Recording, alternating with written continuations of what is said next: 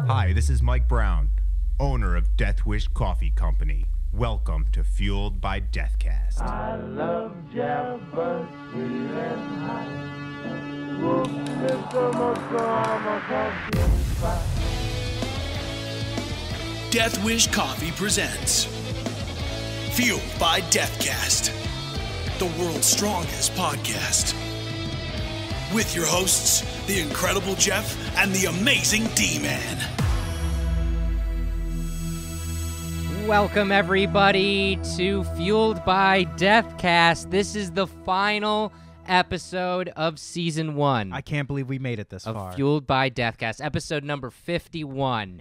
Episode 52, which will be the full year, is next week, and we're going to do a nice little retrospective. Yeah, like a year in review. Yeah. So this is the final episode that we're going to do in the first season, and I'm just so proud of what we were able to accomplish. You know what? More than that, I'm thankful that we've had the listenership. I'm thankful that we've had You guys. you guys. You really make it worth doing. Yeah. It's true. It And really now, is. not only do we have the listenership, but we also have the viewership as well, because we've split this show recently, and now we're doing it as the TV show as well as the podcast, and we couldn't be happier. One thing we've been doing on this show since we started doing video, though, is giving away something cool at the beginning of every single show, and we're giving this away. We're giving away the brand new Harvester of Souls, the Reaper mug. It doesn't even come out until tomorrow, although if you are a subscriber, you do have first crack at it today, and we'll get into that later. But, yeah, we're going to give one away. All you got to do is share this feed and comment shared in the comments, and we're going to pick one of the comments at random at the end of this episode, and we're going to send this right out to you. I can't believe how cool this mug came out. And I said it once, and I'll say it again. My favorite mug of the year. Yeah. And you can have it. All you have to do is share. And we'll sign it. We'll ship it right out to you, so it'll be super collectible and super awesome. Here it is. Mwah. Yeah, there it is. The kiss of death from D-Man himself. As always, we have to start out every single show by thanking our good friend Brock Powell. BrockVox.com. That's it, BrockVox.com. He is the voice actor behind all the voices on this show and countless other things that he does. We love him to death, and we have some big plans coming to 2018 with him. We cannot wait to continue to work with someone as cool as Brock. Hey, Jeff, you didn't say that you were the Incredible Jeff. How are people going to know That is true. that you're the Incredible Jeff? So I guess I'll say it right now. I am the Incredible Jeff. And that right there is the Incredible Jeff. And this is the amazing D-Man. We're really good at our jobs. And but anyway, if you want to follow us on social media, it's really easy. I am at Jeff Wish Coffee. And I am at Deathwish Dustin. It's that simple. Instagram, Twitter, hit us up. Facebook. Let us know what you think of the show, what you think of the company. Give us some ideas on what you'd like to see. We do these segments every single week, and we'd love your input on science, on the roast, on maybe a certain celebrity's birthday you want us to shout out. Whatever it is, just let us know. We'll try to make it happen for you guys, because we cannot thank you enough for being fans of this show. And we can't thank enough the company of Black Magic Design, because Black Magic Design actually does the things that we try to do, but makes it look even cooler. Yeah. If I didn't have this technology at my fingertips, I wouldn't be able to do half the cool stuff that we're doing. We'd figure it out, but it looked pretty janky, I promise that. Yeah, for sure. But so thanks again to all those guys. And as we said earlier, this is the final episode of Season 1. And not only that, is the final Employee Series episode of Season 1. This being Employee Series, I'm pretty sure, number 12. And that's going to be featuring our very own Christine Wheeler from Customer Service. And we had a lot of fun talking with her. And we got into some really interesting topics of conversation. Yeah, actually. it was a pretty wacky time. Yeah. I had a blast. Yeah, so we love being able to showcase each and every person here at Death Wish Coffee, and we're growing all the time. So look for more of these employee series coming in Season 2 of this show. In fact, we're going to ask some of the people to come back on for their second and third times, because who doesn't want to hear from Mike Brown again? I know, right? We got to have Mike again. We got to have Mike Brown. We had him so again. early. Can you remember the Episode podcast? 17. Can you remember the podcast we were when we interviewed? Yeah. It's not the same podcast. I It's not know. the same show. I know. It's so, going to be crazy. So we'll definitely be doing that all through, and we cannot wait. Secret code unlocked. Discount of death. So this week, as always, because we have an employee on, we have a 15% off of everything discount code. Now, this is spectacularly awesome this week because we have so many deals going on. You're going to want to use this code. This is the week to do it. And this will be going on from today until Wednesday, November 23rd. And the code this week is AlleyCat. I'll spell that for you. ALLEYCAT. That's all one word. And if you want to know why, you got to listen to the podcast with Christine because it's just kind of a little funny joke that we come up with. It's an inside joke that you can be inside of. But until then, while you're checking out, make sure to put that in the discount code area. And man, 15% off of everything on a week like this. It couldn't come at a better time. So make sure to use that, folks. AlleyCat. Science!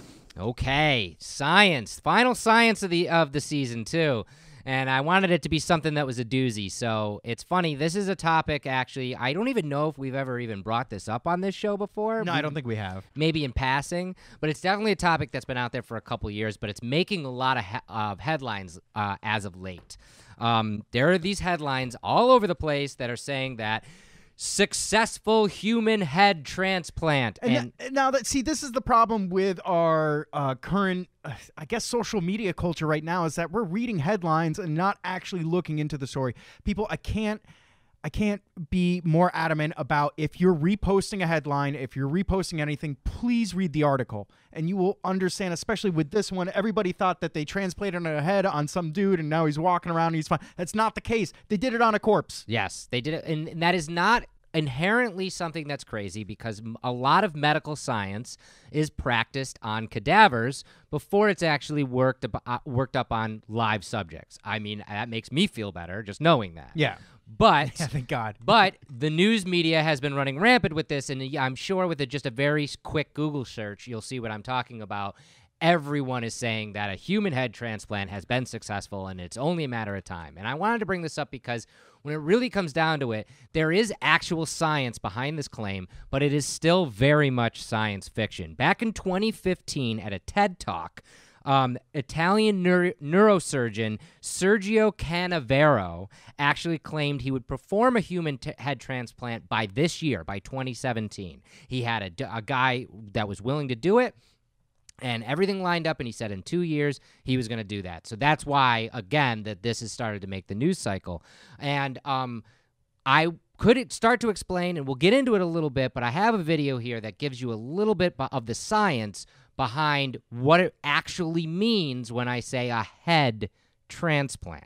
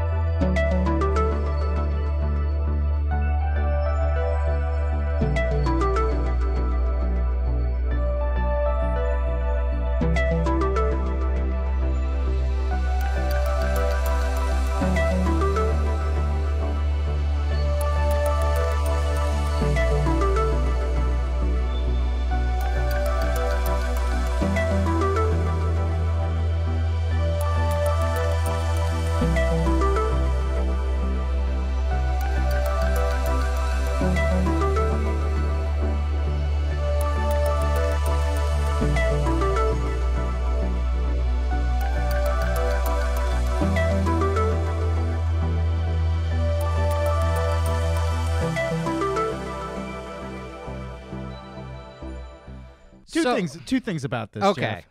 One, why does every crazy scientist guy look like a crazy scientist guy? What's with these perfectly round speculars? When you graduate from crazy scientist school, that's part of what they give you with your diploma or the crazy scientist classes, so you can look the part. Oh, that's great. Next question. The second thing is, it's not a question; it's just a statement that the volunteer who Valerie, the Russian, is no longer volunteering. Yes. He backed out of it, so they don't actually have somebody that's willing to give up their head on this one. Yeah, and just so you know, this is something, like I said, that is very, very, very science fiction. Obviously, first thing that comes to mind is Frankenstein and Frankenstein's monster.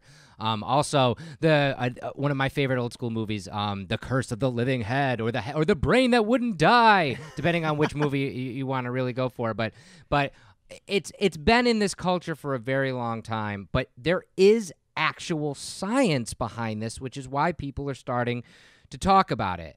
And one of the other things is why? Why would you want to even go down the road of a head transplant? Well, think about it from the way that Russian is he has a degenerative muscle disease that is literally killing him. Yep. So if he were to transport his head onto another body, he could then have a new lease on life. The same goes for cancer patients, people who are just have their bodies riddled with cancer. You know, you could take their head off and put it onto a body without any cancer, and then they could relive their life. Now, the ethical quandary that comes up is crazy when you really go down this road and think about it, because, like, think about it in this way. To transplant the head of one person onto the body of another person to give the person with the head a better lease on life, are you then taking away being able to save multiple people because of the organs that could be donated from the body? Oh, interesting. The other question is, and this is something that they've already seen because they've tried this on monkeys and on mice, is that the body immediately rejects this organ because it is not the head that the body started out with. Yeah. So it 100% starts to reject the organ. I wake up some mornings like that. And we see that from a molecular level. What about a neurological level?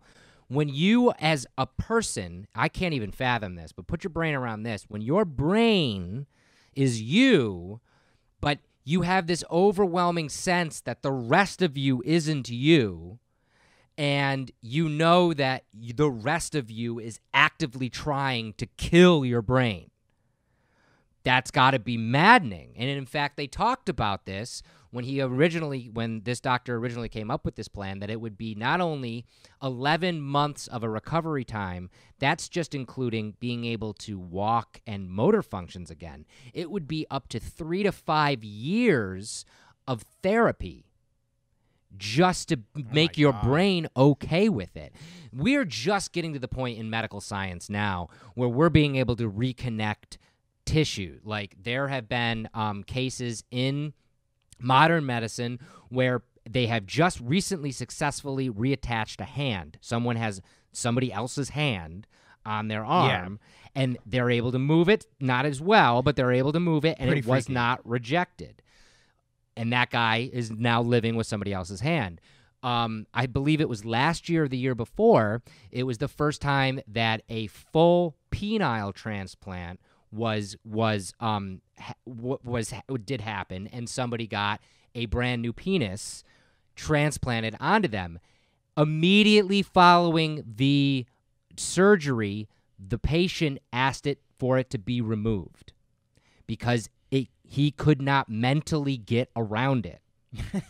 And I cannot. There's too many jokes here, Jeff. There's a lot of jokes. I'm really holding back. For sure. But I mean, it is something that it's just like, it's kind of mind-boggling like that. In 1970, a neurosurgeon by the name of Robert White actually transplanted the head of a monkey onto the body of another monkey. And they didn't do what they're talking about with the human head transplant. They didn't reattach the spinal cord, because that, we still don't even know if that is actual, if we can do that outside of science fiction. Yeah. But when they reattached the head of this monkey to a body of another monkey, the blood actually flowed to the brain. It was able to blink, open its mouth, breathe, and do all those types of things, but it was paralyzed from the neck down. It actually lived for about a month until the body rejected the organ and the monkey died. Jesus. Okay? That's where this gets really kind of weird. And not only that, the ramifications of this, we haven't even been able to figure out how to get around. Like you saw in that short video, he would have to cool down his head, his entire body, and you'd have to cool down the donor body as well, so the blood flow is a lot colder. Now, you've obviously heard of heart transplants. A heart is one of the most important organs in your body. It can be taken out of your body, packed in ice, flown across the world, given to a surgeon, and that surgeon that same day can take it out of the ice, put it into a body, sew them back up, and hopefully everything works. And we've done that multiple times.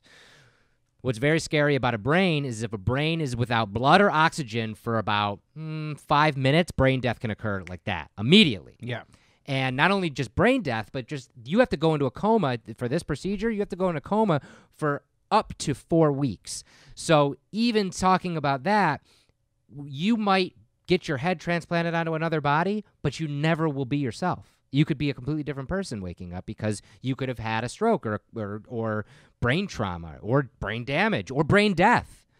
There's a lot of risks. A ton of risks. Again, I'm all for the idea of furthering medical science and obviously like to be able to take somebody's head off of a body that's riddled with disease and give them a new lease on life. That's incredible. Yeah. That would be amazing.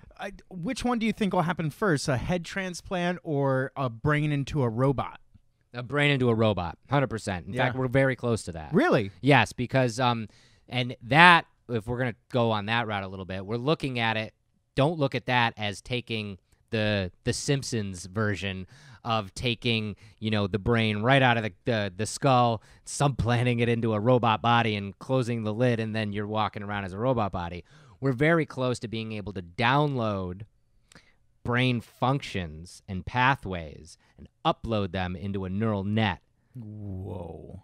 And you'd be like, look to RoboCop, kind of. Yeah. Like that kind of version of it. And but that's a lot closer and a lot more science fiction than a head transplant. But it's like, where's the line between like being yourself? Are you yourself then at that point? If you're all your neural pathways, all your thoughts, all your emotions and feelings that have ever happened up until this point, and just that is uploaded into a machine, are you then still yourself? Right. Probably not, right? Probably not. But what is it? What's missing? What's Yeah. the thing? It's something that we can't measure, something that we don't know. Yeah. We call it a soul. We call it, consciousness. Yeah. But we can't capture it. We can't measure it. We don't know how to move it into something else. Yeah. It's so strange when you Yeah. think about it. And where will that consciousness lie? Where will that soul lie when you make a head transplant? Oof. Where does that consciousness or soul exist in order to move it to the other meat package? It's so weird to think about. It's so weird to think about. So basically, the whole reason I brought this up, not only is it interesting science to talk about, but it also is a kind of a red flag to all of us that we all need to read more.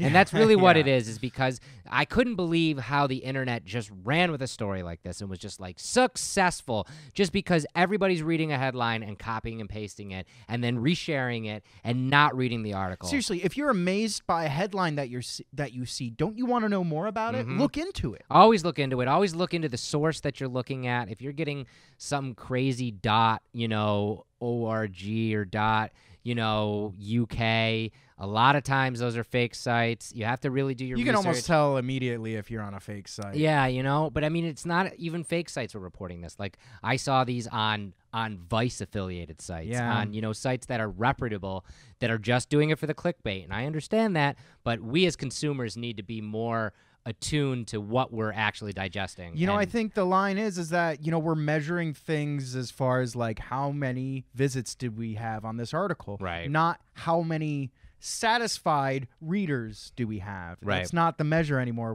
We're just, our technology has surpassed our measurement of success, I guess. I don't know. Don't be a victim to it. Do your research. Yeah, be careful. Read everything that you read in the headline. Read the whole article, and especially if you share it. Don't spread ignorant thoughts. Do your research. And let's keep our eyes peeled for head transplants. This is going to turn into a roast real soon. Yeah. You're right. You're right. What fuels you? All right, from anger to motivation. Yeah. So this week is another employee series, and we talked to a wonderful customer service employee from Death Wish Coffee here, Christine Wheeler.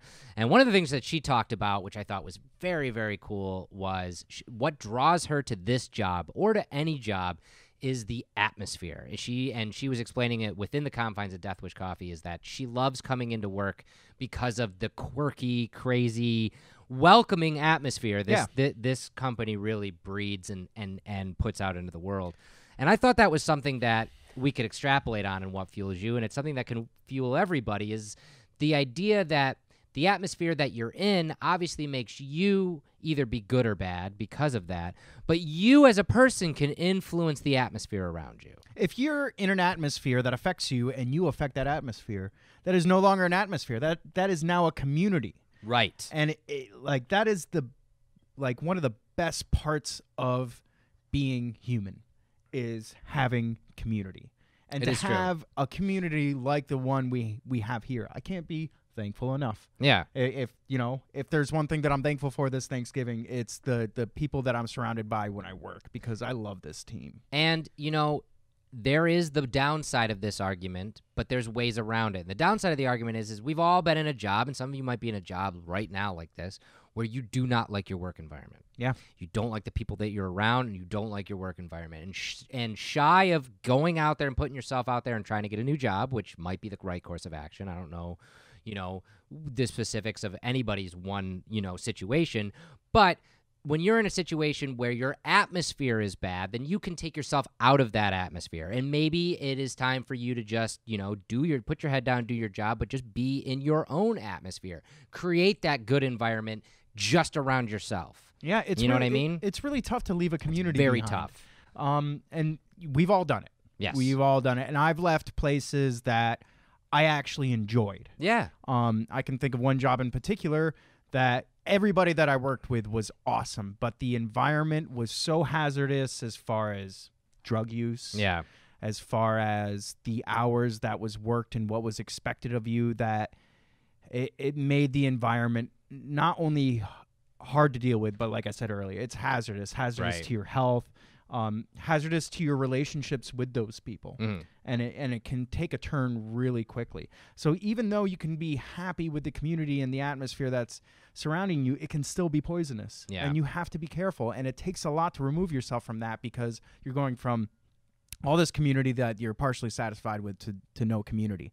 And that can be a scary thing. But it's as easy as I think about all the different communities that I'm involved with, and I just love it. With jiu-jitsu, it's a whole family. It's a whole family of dudes, and every time I go there, it's like going to church, and we all know each other, and we all express our problems and vent to each other, and then roll around and fight each other, and it's a lot of fun. And then, the gym community, there's my community here. There's just, it's awesome to have all these healthy groups of people to be around. And that's almost the trick of being happy in life, because it's hard to be happy in life if nobody around you is happy. Right. And conversely, it's easier to be happy in life if you make the atmosphere that you're in a happy atmosphere. Yeah, I think about working next to Eric Donovan all the time. Yeah. The happiest dude in the world. It's hard to be pissed at anything with the dudes living like every day's Thanksgiving. Yeah. You know? And maybe that means making some really weird or, hard choices in your life, but there's nothing. You can't say enough about being able to wake up and being at least okay. Let's start there. Yeah. At least okay with getting up and going to where you've got to be, whether it's your job or your hobby or your volunteer work or wherever it is, like your family, wherever it is, like being able to be okay in that environment, in that atmosphere. That's going to give you a longer life, and it's going to give you a better life. And if you can't find that, there's ways to change it. I think about the hard choices that I've made in my life, and I don't regret even the littlest of any of the hard choices that I've made. In fact, all of the best choices in my life have been hard choices, and I think part of becoming older and becoming wiser is having the knowledge that all the hard choices that you've made have yielded great results. So those hard choices become easier to make, because the outcome will be beneficial. So if there's any advice from me to you, is make the hard choices. Yes. Make them today. Yeah. That's it. That's I think a good What Fuels You. Yeah. Community shout out. All right, guys. Community shout out this week is really special because if you remember last week, we threw an incredible contest at you. It was our What Fuels You contest. Just record a short video and tell us what fuels you, and you could win this mug that D-Man's putting up right there. It is our Harvester of Souls mug that comes out right now, but this is the golden ticket one, the variant. The first time we ever did a variant color on a mug, and I think we're going to do more. Yeah. This is the one that got lost in the mail, and we found it, and we wanted to give it away, so we got a bunch of entries from you guys. We can't thank you enough for entering because just a little bit of doing a video, telling us what fuels you, and using the hashtag FueledByDeathCast helps this show out immensely, and we can't thank you enough for that. So being a numbers guy, Yeah. I had to figure out your chances of winning one of these mugs by watching our show and becoming part of our contest versus if you were to make a purchase on the golden ticket giveaway day. Right. So I found out that if you made a purchase on the golden ticket mug day, so out of the 15 mugs, you had a 0.75% chance to win one of these mugs if you made an order that day. But if you submitted a video to hashtag FueledByDeathCast, you had a 3.5% chance to win this one mug. So if Way there's better chance. If there's anything to extrapolate from that, it's that you have a better chance to win these awesome items by watching our show and becoming part of our contest versus actually making a purchase on our website. Just wanted to point that out. So we went and scoured Facebook, Twitter, and Instagram, found all of your entries, put them all together in a hat, and we had our very own Sierra pick the winner. And we'll show you that video that happened earlier today. Sierra, pick a good winner. It's the 1 year anniversary today.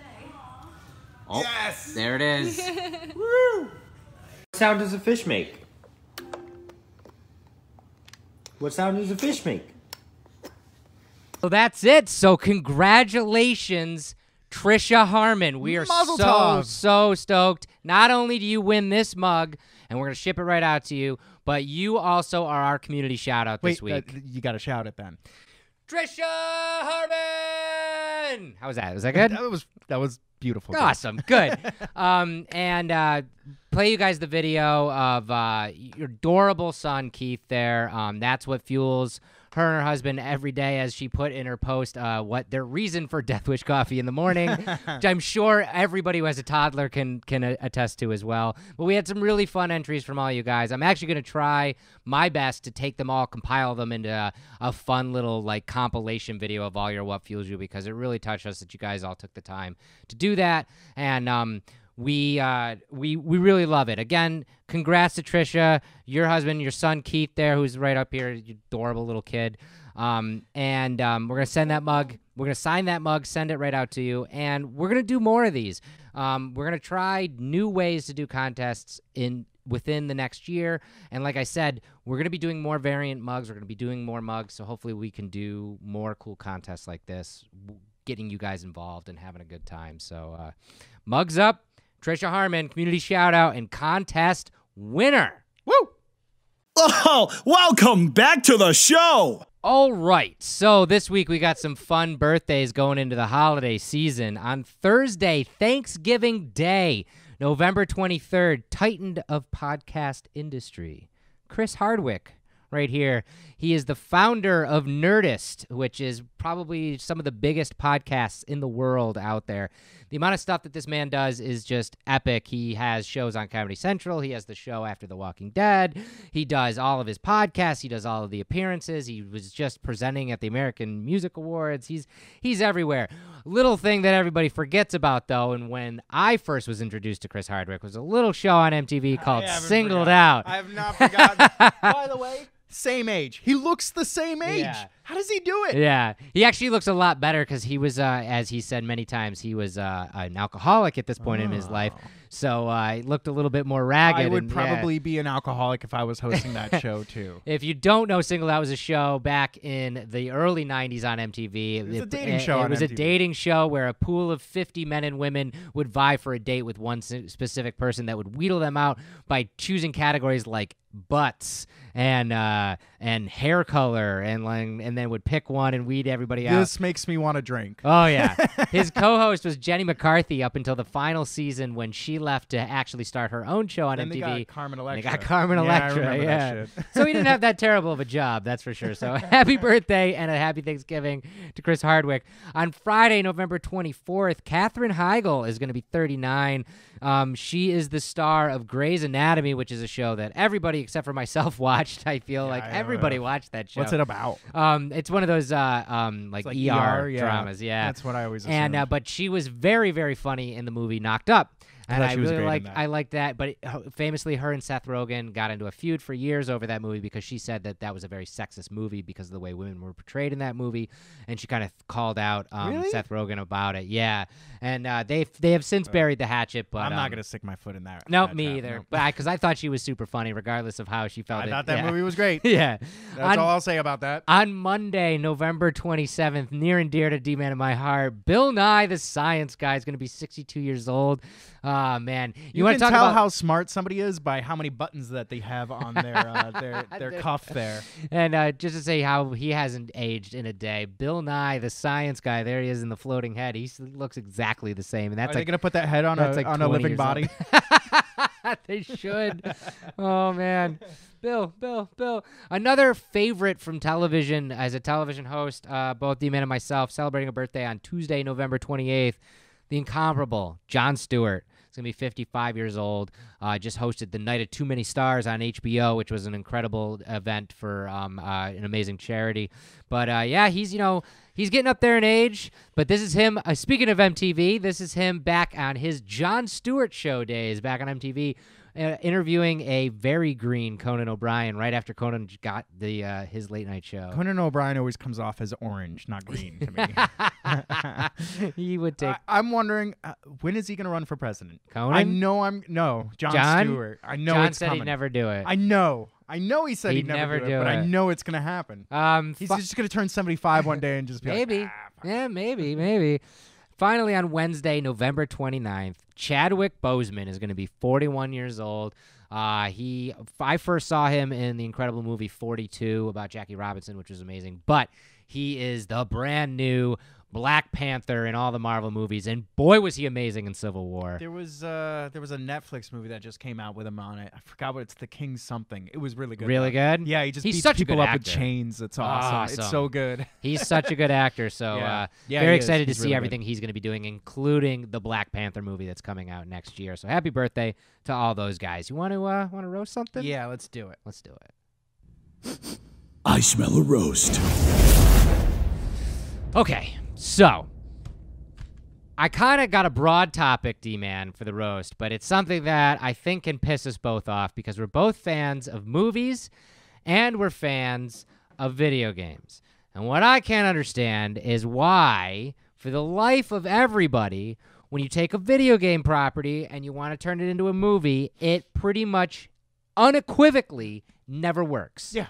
Never works. I can't think of one time that it's ever worked. Excuse Why? me. Why is that the case? And the reason why I'm bringing this up is because the brand new trailer for the upcoming movie Rampage, starring The Rock and also Jeffrey Dean Morgan, is coming out, and the trailer's out, and it's based on the classic 80s video game, which I believe I have a photo of. There it is.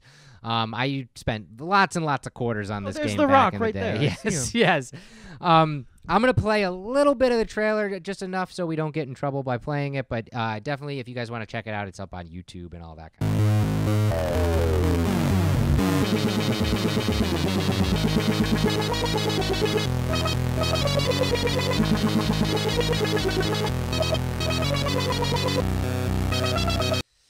So, the one thing I can say about this new movie, Rampage, is it looks like it's just trying to be exactly what it is, just fun. Now, it's not trying to be a dramatic representation of a video game. And in fact, if you don't understand what I'm talking about with this classic 80s video game, if you can see that photo behind me, that's what it is. All it was is you picked either the gorilla, the wolf, or the lizard, Yep. which in the movie it's going to be a crocodile, and that was your character, and then you went through 99 levels, because I Yep. beat it once, of 99 separate levels of just cityscapes, and you had to just punch buildings until they were rubble. And if you were playing against someone, it was whom it could punch as more buildings than the other one and eat more people. That was it. It was very, very basic. So to turn that into a movie is pretty crazy, and I don't think they were trying to make like a dramatic representation of it. So how long do you think it'll take for them to come out with Off-Road, the movie? I don't know. I don't know. It's going to happen, though, right? And that's kind of what I'm getting at with this is like, maybe this is the route. Maybe Rampage will do well because it's not going to try to be anything other than just a disaster movie. Jeff, this is a roast. Stop being optimistic. Okay. This is going to be a horrible movie. It will. And the reason why is because of the track record. Let's go all the way back to 1993. 1993 started with the first ever video game movie adaptation, and they picked the best one they possibly could because it was on the lips and minds of every child out there, and it was Mario Brothers. Do you remember how excited you were when you saw the trailer? So excited. Super Mario Brothers, starring Bob Hoskins, John Leguizamo, frickin' Dennis Hopper as King Koopa. Yep. It was, I mean, a stacked cast. And even as a stupid kid, I was like, what the hell did I just watch? Yeah. It was nonsense. 100% panned. Terrible movie. Did not care about the video game whatsoever. No Italians. Yep. None. Yeah. No Italians. And Bob Hoskins of Who Framed Roger Rabbit and 1,000 other movies fame had said before he died, had said in an interview that it was the worst professional experience he ever had making movies in his entire career. Do you think he said it as he was dying? No, he said it years before he died. Years and years before he died. It was the worst. Now, the 90s tried and failed again and again and again to make video games into movies, which is crazy when you think about it. We wanted them to be good every time. Because video games were so huge in the 90s. That was the video game generation. Well, they first started to become huge in the 90s. That's what I mean. Yeah. Like I mean, they're still huge. Just as big, if not bigger. But the 90s was like, oh my God, this is something we can make Hollywood movies out of. So why not?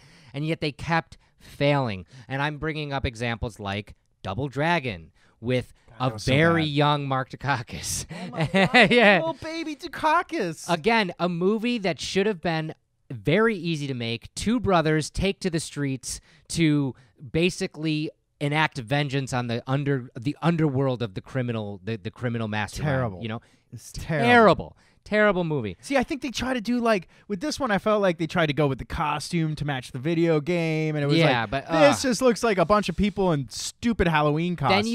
Then you've got two movies that should have been so easy to make. It still boggles my mind that they turned out as terrible as they were. And now I'm talking about Street Fighter with Jean-Claude Van Damme as the title character, and then also Raul Julia as M. Bison as the bad guy. Literally the best part about that movie is him. He is incredible, and he still can't make that movie good. And then take a movie that out of a video game that was the biggest video game in the 90s, hands down, Mortal Kombat. And you get Highlander himself to play Raiden, Christopher Lambert. So the star power is there. You know, the Hollywood has got the money. They're putting it behind there, yet they can't get these movies to translate well. And I just boggles and it's still my mind. It still holds to date that there's movies coming out to this very day based off of video games that are still 100% dog shit. And we'll get to some of the most recent examples, but let's just keep walking the timeline. In the 2000s is probably when we saw the best representation of video game movies, and I mean by box office gross, that has ever happened, and that is two franchises. One being the Tomb Raider, the Lara Croft Tomb Raider series franchise that starred Angelina Jolie as Lara Croft. Those did very well in the box office. I'm not saying they were good movies, but they definitely did very well in the box office. I think they did well because this was during Angelina Jolie's heyday. Oh, heck yeah. She was as big as she possibly could be. Angelina Jolie was the most beautiful woman alive at the time those movies came out. And Lara Croft was this the first super sexy representation of a female hero character in a video game. It was Indiana Jones plus James Bond plus boobs equals Lara Croft. Yeah. And I think, considering all those things, Angelina Jolie was a perfect fit the movie was still dog shit. Yeah. Speaking of another perfect fit as perfect casting, and also probably the biggest video game franchise to ever come out is the Resident Evil franchise, and that started in the 2000s as well. Mila Jovovich playing the title character and has played in every single movie, including the brand new one that just came out this year to end it, the Who's final watching chapter. these? That's crazy. The final chapter raked in $300 million in the box office, which God. isn't great, but still okay for not a great video game adaptation. It's so weird because the thing that I'm thinking of the original Resident Evil, where the cool thing about that game was that it was an interactive, scary movie. Correct. And it was scary. It was very scary. Yeah. It was the first video game that was like, I'm gonna shit my pants. Yeah. But the movie was just like Poop. explosions Yeah. and super action-packed, slow-motion gunshots. Where was that in the game? I don't know. I'd never played that game. I don't know. What did they do? I don't know. It's horrible. And then movies kept getting made and being worse, and it's just Hollywood's just throwing money at these movies. And again, they're getting the star power, and I'll give you some examples. One, I was excited about this movie, Doom, starring The Rock. I loved that video game, and I figured, how can you screw it up? It's Marines killing hell beasts on an alien world, That should write itself and be very exciting and interesting, and it was dog shit. Yeah, I don't think I even bothered to watch It was this terrible. Another movie from the Dungeon Siege video game franchise is a movie called In the Name of the King, starring Jason Statham. one. Oh, really? At the That was based off of a video game? Yes, and this movie was terrible. It was terrible. Tanked at the box office. I can't believe they got him in this movie. I'm going to blow your mind. Not only did this tank at the box office, didn't even make its money back. They made not one, but two sequels. The first one, In the Name of the King 2, starring Dolph Lundgren. There he is right there. And then the third one, starring Dominic Purcell, the dude from Prison Break. Oh, my God. Yeah, like that was straight to Sci-Fi Channel, I'm sure. But Dude, still. the first one was. Yeah, The first one. I accidentally came upon that movie, and I was like, Jason Statham in like a medieval fantasy movie? What's going on here? Yeah. And then I watched like 2 seconds, and I was like, Terrible.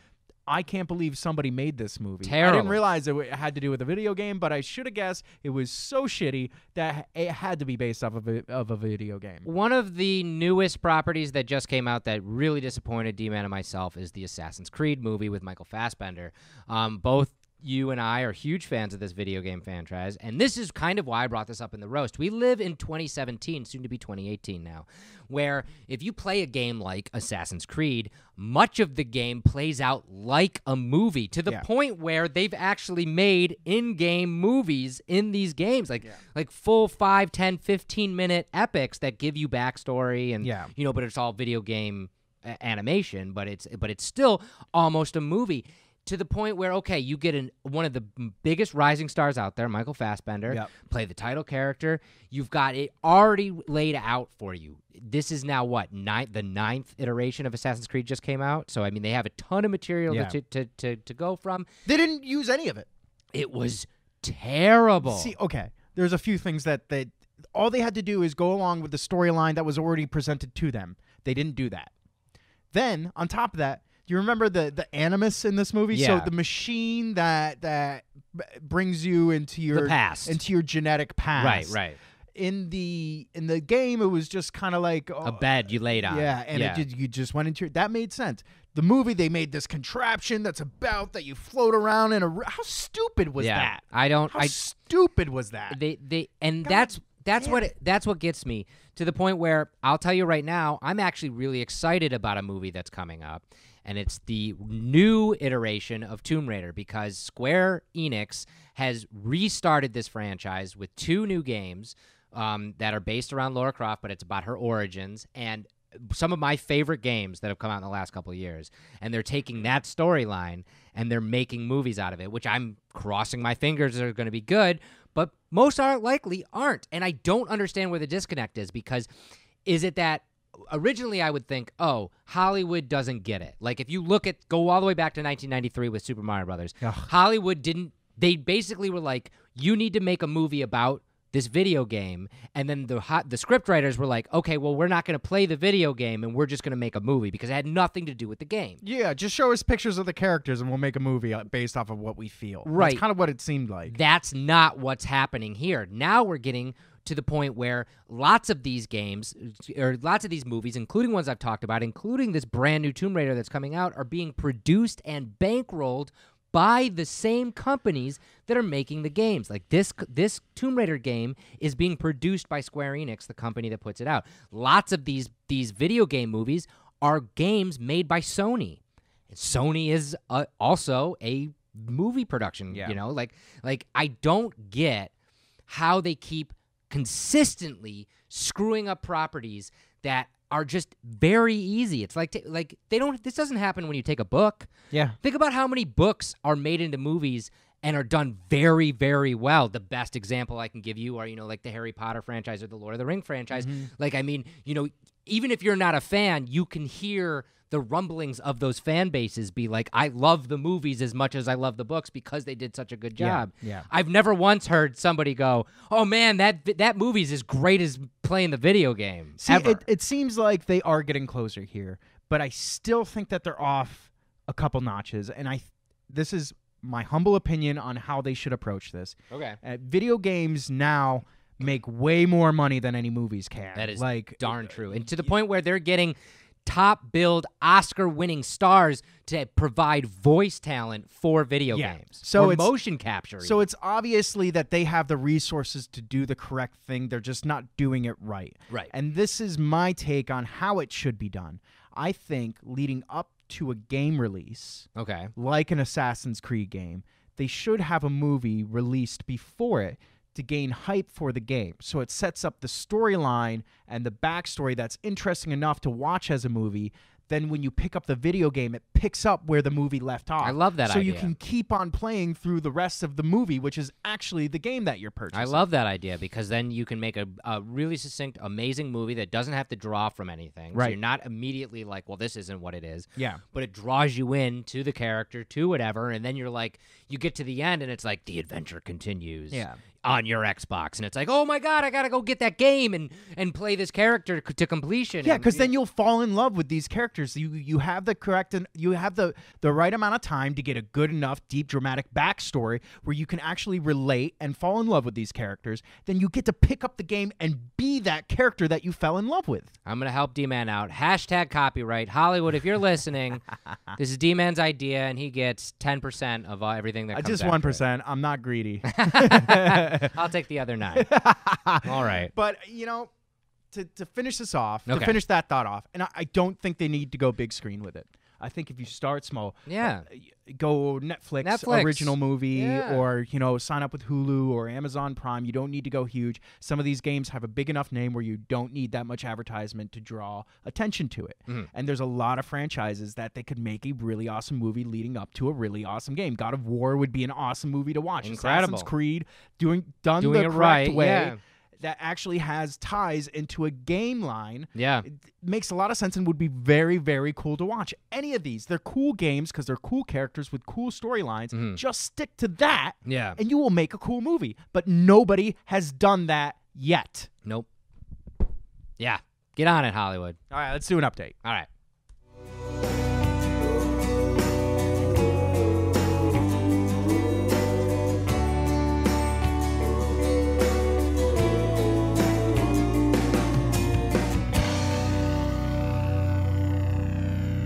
D-Man's Death Wish Update. Brought to you by Death Wish Coffee. Okay. It's been on the table the whole show. We're giving it away. Again, if you guys share this feed, comment, share in the comments, you'll get a chance to win this mug. But it's here. The Harvester of Souls mug is finally here.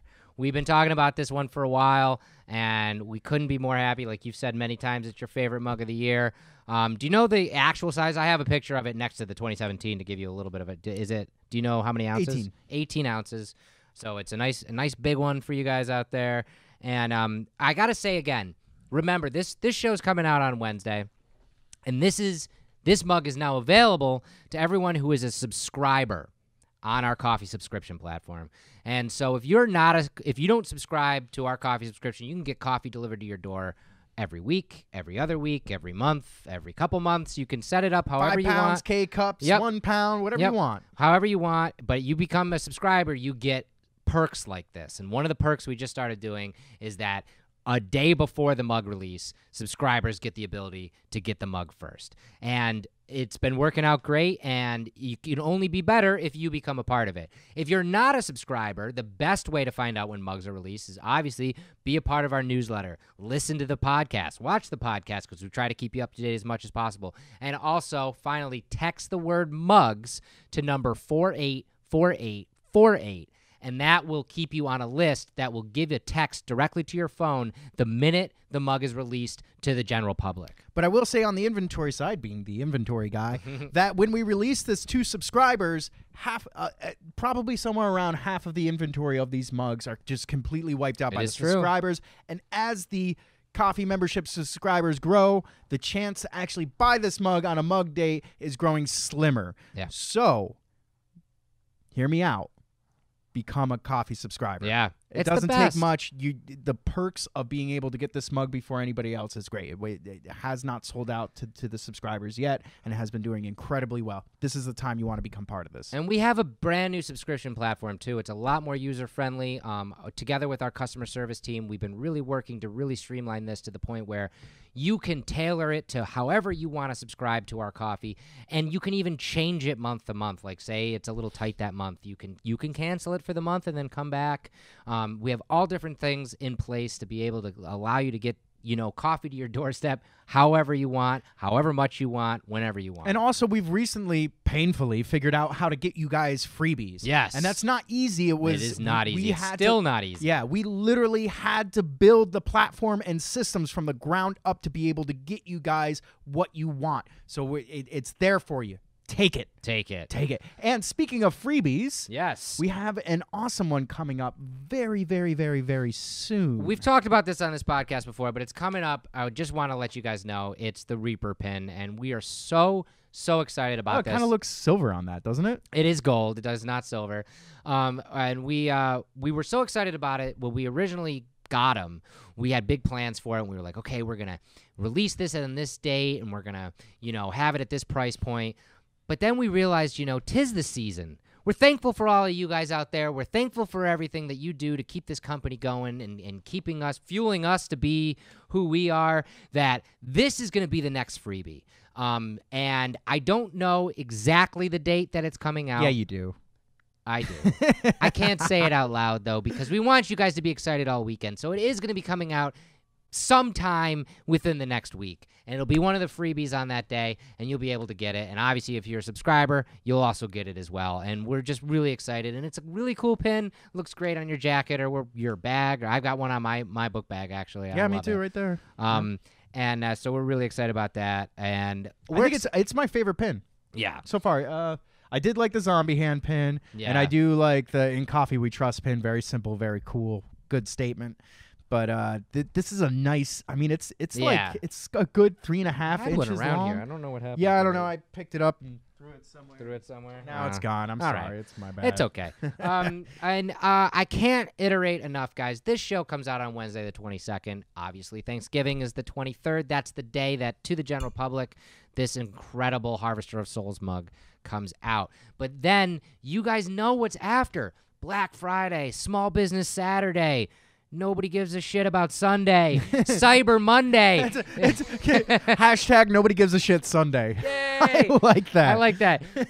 But seriously though, this whole weekend is all about deals. Every single company that is out there in the world is doing deals to entice you guys to buy. Actually, And I know a company that actually shuts down its website during Black Friday. Wow. Yeah. Wow. Well, we're not that company.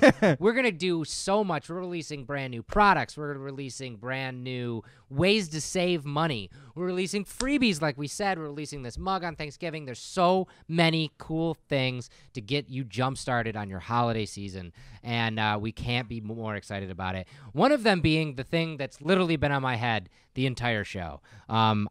We teased this, actually, during Friendsgiving last week, and I can't take it off. It's so comfy. We made a winter hat last year, and I did enjoy that one too. But there's something Yeah, about the prototype at home where the patch is a little bit there's sideways. something about a poof ball that I just Yeah, what is love. with the poof? I wonder what started the poof ball. Do you want to know? I know this. I know this thing of information. Jeff, explain it to me, please. I looked this up, and I thought this was pretty neat. So back in the early 1900s, when submarines. Wait. Science! Ooh, I like that. Now tell us. So back in the early 1900s, when submarines were starting to be really utilized in the Navy, especially in the French Navy, their Navy dress was, a normal uniform, but then they wear these kind of like military berets. Yeah. Kind of. It's not like a flak helmet or anything. It's Yeah. just a beret. And they're the Navy men on the ships, on the submarines, would constantly Bang hit their their heads head, on the yeah. beams and stuff like that. So Yeah, the because the brim tailors- you can't see above. Yeah. Right. So the tailors in the French Navy devised this little ball that they put on their little berets that would act as a buffer, so they would know, oh, there's the beam, and it kind of like help them to not hit their head, and it took off as fashion after that, like because it was like this thing, and everybody was like enamored by it, and obviously you do it in France, it starts to become fashion anyways, because France and Italy, they're the forefront of that anyways. Yeah. So it just started to become this thing, and then cut to, I think it was like the 50s, 60s, 70s, and it was like on every child's winter hat was a little like a little poof ball. That's some real science. There was some real stuff, and So- that's the origin of it. If you end up with this hat, you'll be safe on a submarine. Yes, exactly. Now you know. And we're really excited about it. We're excited about everything that's coming out throughout this week into the end of the year. We have so many deals, so many cool stuff. So just keep following us everywhere you can. Keep reading that newsletter. Keep looking for all the deals. And we're excited about this weekend. It's gonna be one hell of a weekend. Yeah. Look, and I got to bring this up, because you know how sometimes on this update we talk about secrets that we're a little worried that we might get in trouble for and stuff like that.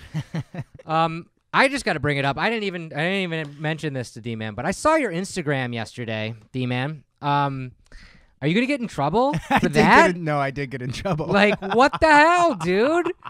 I don't know, man. I have okay. I have so much secrets and information in my head that I forget what's stuff I can talk about and what stuff I can't talk about. We released a very fun video that we did recently with our brand new duffel bag. And it was in the vein of Pulp Fiction, where you never know really what's in the briefcase. And, Yeah, and that's the thing.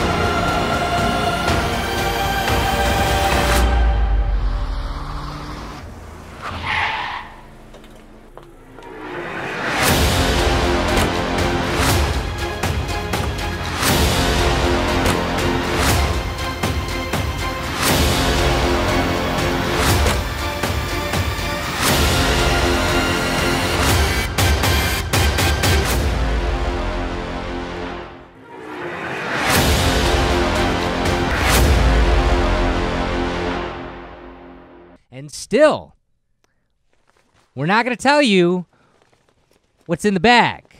But apparently, according to your post, we know how much stuff is in the bag. Yeah, I have a... Well, I buy all this shit. I know how much it costs, so... How much? So say it again for everybody who might not have seen your post. Pretty much everything inside of it comes out to about... And the bag included comes out to about $140. $140 worth of stuff. Yeah. And that's coming out very soon. And we're not going to sell it for that. Well, I think we were, but since I said something... So not only did you leak a little bit of information that probably shouldn't have been leaked, but you're costing the company money because of it. We're Whatever, now I going to give you this yeah. product for even cheaper. And that's going to be incredible. This is a great bag. I like this bag a lot. It's, a very simple tote bag with the over the shoulder strap and everything. Nice, like I said, nice and big inside, but there's nothing in there yet. But it will be filled with stuff. It's currently just filled with secrets, apparently. The bag included over $140 worth of stuff. That's incredible, and that will not be your price point. So get ready for that. You know it's coming soon. I'm not going to tell you when, but just keep watching because it's definitely coming soon. All right, let's stop talking about things so I don't get in any more trouble. All right. So tune in next week for more awesome stuff on the D-Man Deathwish update. All right, cheers, everybody. Once again, thank you guys so much for being part of this show. Last time, share this feed, share in the comments, and you could win the Harvester of Souls, the Reaper mug, signed by D-Man and myself. It is number 4034 out of 5,000, a high number there for you, but we'll send that one right out to you, and we can't thank you guys enough for being fans of the show, telling people about it, sharing it. We've been trying to grow this since last year. Now this is the final episode of this season. And what's your fondest memory, Jeff? Of the show itself? Yeah. I'm gonna, we'll get into this on the end of the year recap for sure. But I'll just preface it by saying, Punxsutawney. Really? And we'll get into that more. But give me just a little tease. What's your favorite? Just a tease. Jesus, Joey Castillo. Okay. Man. Okay. He's my fucking hero. So we're gonna do a nice big retrospective and a thank you to all you guys, and then we're coming right back. We're not even gonna take a break.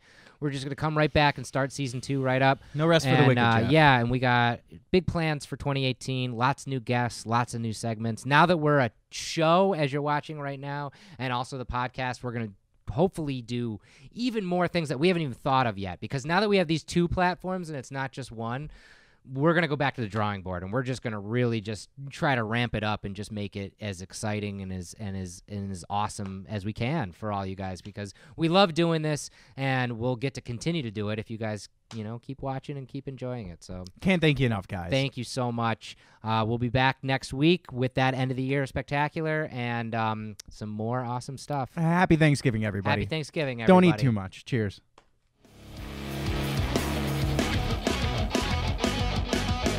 This has been Fueled by Deathcast, a Deathwish Coffee Company podcast production. Thanks for listening.